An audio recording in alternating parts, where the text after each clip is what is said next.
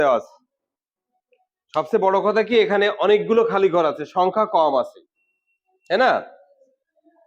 তো আমি একটা একটা করে সমাধান করার চেষ্টা করি এবং ভাগের বিভিন্ন প্রক্রিয়া বুঝে করার চেষ্টা করি। মানে এই সমস্যাগুলো তখনই পারবো যখন ভাগ সম্পর্কে আমার একটা ভালো ধারণা থাকবে, একদম কমপ্লিট ধারণা থাকবে, তখন গুলো এই এতগুলো খালি ঘর বের করা তখন সম্ভব হবে এবং ইজি মনে হবে। আমি অঙ্কটা করানোর পরে দেখবো যে অঙ্কগুলো কত ইজি হয়েছে। ঠিক আছে, একটু খেয়াল করি, এখানে একটা সংখ্যা কিন্তু এখানে, তাই না? আচ্ছা, একটা সংখ্যাতে ভাগ করেছে, এইভাবে করতে করতে লাস্ট ভাগ শেষ 8 হয়েছে। 8 অবশিষ্ট থাকে কখন? যখন 8-এর থেকে একটু বড় কোনো ভাগশেষ থাকে। 8-এর থেকে অবশ্যই বড়, কিন্তু 8-এর থেকে বড় এক অঙ্ক বিশিষ্ট সংখ্যা কত হতে পারে? 9। তাহলে আমি বুঝে গেছি, কিন্তু এইখানে 9 হবে, এটা বুঝে গেছি। কারণ কি, অবশিষ্ট 8 আসতে গেলে এর থেকে বড় সংখ্যা নিতে হবে এবং সেটা আবার এক অঙ্ক হতে হবে। তাহলে এখানে 9 হবে, কিন্তু এটা বুঝে গেছি, গেছে কিনা? হ্যাঁ, এইবার এখানে একটা সংখ্যা নিব, যে সংখ্যার সাথে এই সংখ্যা গুণ করে কিন্তু এই সংখ্যাটা পেয়েছি লাস্ট ধাপে, ঠিক কিনা? তাহলে এই সংখ্যার সাথে এই একটা সংখ্যা গুণ করে একটা সংখ্যা যদি পেতে হয়, যদি 2 হয়, 9 2 18, তাহলে দুটো অঙ্ক থাকতো। আছে কয়টা অঙ্ক? একটা অঙ্ক। তাহলে কত হতে হবে এখানে? 9 1 9। ভেরি গুড, এখানে 1 হবে, দেখছো? 9 1 9। ব্যাপারটা কিন্তু ইজি, অনেক বড় কঠিন মনে হচ্ছে, বাট একটু সিম্পলি চিন্তা করলে কিন্তু সহজে পারা যাবে। দেখেছো? তাহলে আমাদের ক্লু খুঁজতে হবে যে কিভাবে আসলো এগুলো। তো এই যে এখানে, এইবার চিন্তা করো এই ঘরের মান কিভাবে আসে? এই দুটো যোগ করেই না আসে, তাই না? মনে করো একটা সংখ্যা থেকে 9 বিয়োগ করলে 8 হবে, সেই সংখ্যাটা কত পাবো? এই দুটো যোগ করেই পাবো 17। এই দেখো 17 পেয়ে গেলাম, ঠিক কিনা? 17 পেয়ে গেলাম। আবার চিন্তা করি যে এই অঙ্কের সাথে এই অঙ্ক গুণ করে এক অঙ্কের সংখ্যা আসবে, তাহলে কত হবে? 9 1 9। তাহলে 1 আসবে এখানে, এখানে আসবে 9। চিন্তা করছো? এইবার এর উপরে যে অঙ্কটা আছে, এই অঙ্কটা কিভাবে আসবে? যেহেতু বিয়োগ করে 1 হয়েছে, তাহলে উপরে অবশ্যই কত হবে? 10। কারণ কি, 9 এর সাথে 1 যোগ করে এই 10 পেয়েছি। পেয়েছি? কি মজা না? ঠিক আছে, দেখছো আমরা একটা একটা শুধু 8 দেওয়া ছিল, শুধু 8, সেখান থেকে কিন্তু একটা একটা করে সবগুলো আমি আবিষ্কার করছি না? আচ্ছা, এবার দেখো এই 7, এখানে 7 কেটে নামাইছিলাম না? এই 7টা কোথায় ছিল তাহলে? এখানে না থাকলে নামালাম কিভাবে, তাই না? গুড। আচ্ছা, এই যে শূন্য নামিয়েছি, এই শূন্যটা এখানে না থাকলে নামালাম কিভাবে?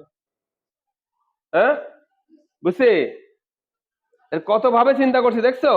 আচ্ছা, এইবার চিন্তা করি যে এখানে একটা সংখ্যা, এখানে একটা সংখ্যা গুণ করে এক অঙ্কের সংখ্যা আসে, তাহলে কত হবে? আবারও 1। 9 1 9। আর এই 1 আর 9 যোগ করে এই 10। বাকি আছে আমার কিছু? কে পেরে গেছি না? কিন্তু প্রথম অবস্থায় কি মনে হয়েছিল?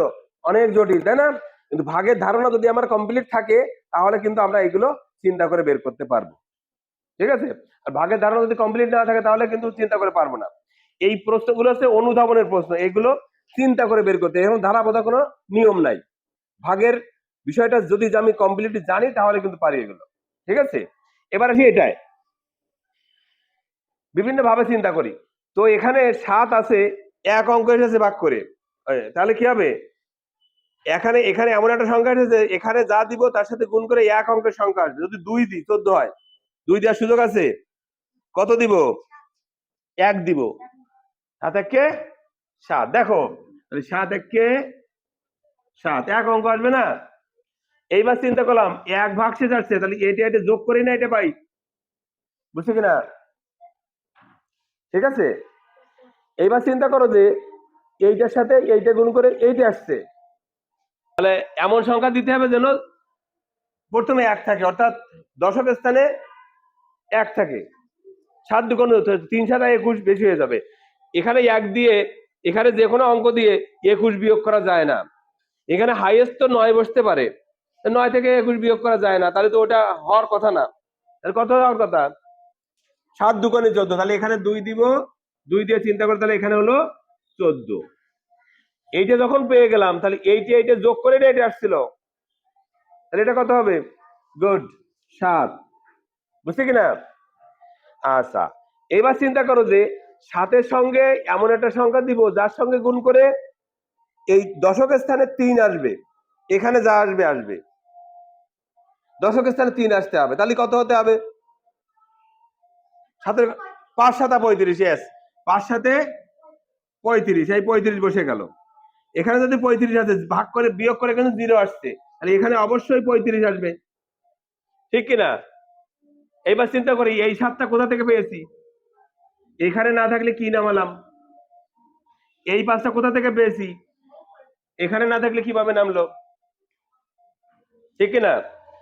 তাহলে আমরা একটু জাস্ট গভীরভাবে চিন্তা করলে কিন্তু এগুলো সমস্যার সমাধান করা খুবই সহজ।